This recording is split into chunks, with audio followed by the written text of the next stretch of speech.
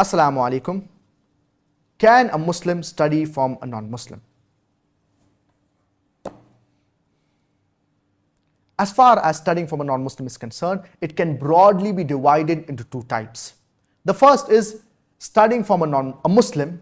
Can a Muslim study from a non-Muslim? So it can broadly be divided into two types. The first is a Muslim studying from a non-Muslim, the knowledge related to the deen. As far as this is concerned, knowledge of the deen should only be acquired from a Muslim. It should not be acquired from a non-Muslim. And unfortunately, we see that many Muslims, they study Islam from non-Muslims. And we find this that it is very prevalent in the Western countries when people are writing thesis, whether it be masters or whether it be PhD, they are mushrif or their supervisor is non-Muslim. This should be avoided. Why would you want a non-Muslim to be a supervisor when it comes to matters of the deen, when it comes to aqeedah, when it comes to tafsir, when it comes to hadith? And you have so many Muslims who are far better as far as understanding the deen is concerned than these non-Muslims. But yet, many Muslims, they prefer going to these universities, these Western universities, and choosing such professors who are non-Muslims. We have so many Islamic universities that are far superior as compared to these Western universities as far as the knowledge of deen is concerned. So we should give preference to these universities. So as far as the deen is concerned, the knowledge of Islam is concerned, a Muslim should only acquire it from Muslim. The second category is a Muslim studying from a non-Muslim the worldly knowledge. A Muslim can study from a non-Muslim the worldly knowledge that is not related to the deen, as far as the teacher is not teaching anything that goes against the rules of Sharia, that goes against the teachings of the glorious Quran or authentic hadith of our beloved Prophet Muhammad, may peace and blessings be upon him. And it does not involve in anything that is haram, or it does not involve in something, or the teacher does not teach anything that is haram. This should not be done.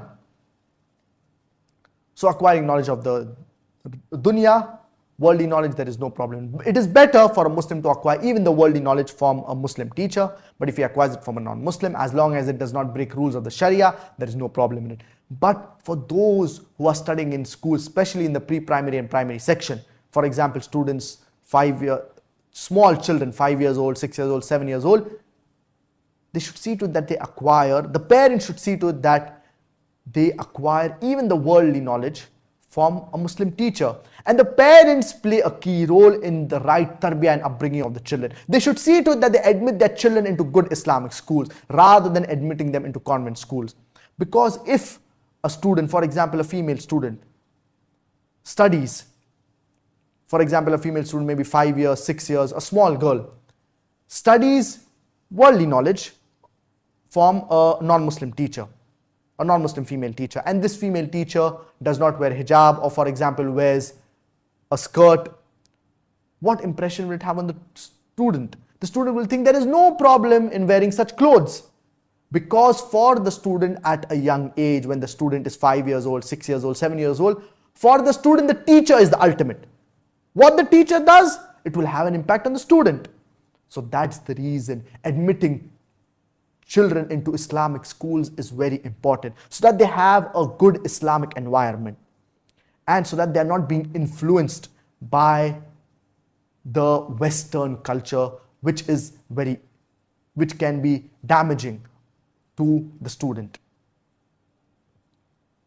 So I request the parents that in wherever they are staying, see to it that you admit your children into good Islamic schools, so that it will safeguard their deen, their religion of Islam. Today, there is so much fitna around us. We should see to it that we safeguard ourselves and our family from the temptations of the shaitan, and we see to it that we do things that are Islamic and we are in an Islamic environment, so that we can safeguard ourselves as well as our family from the temptations of the shaitan.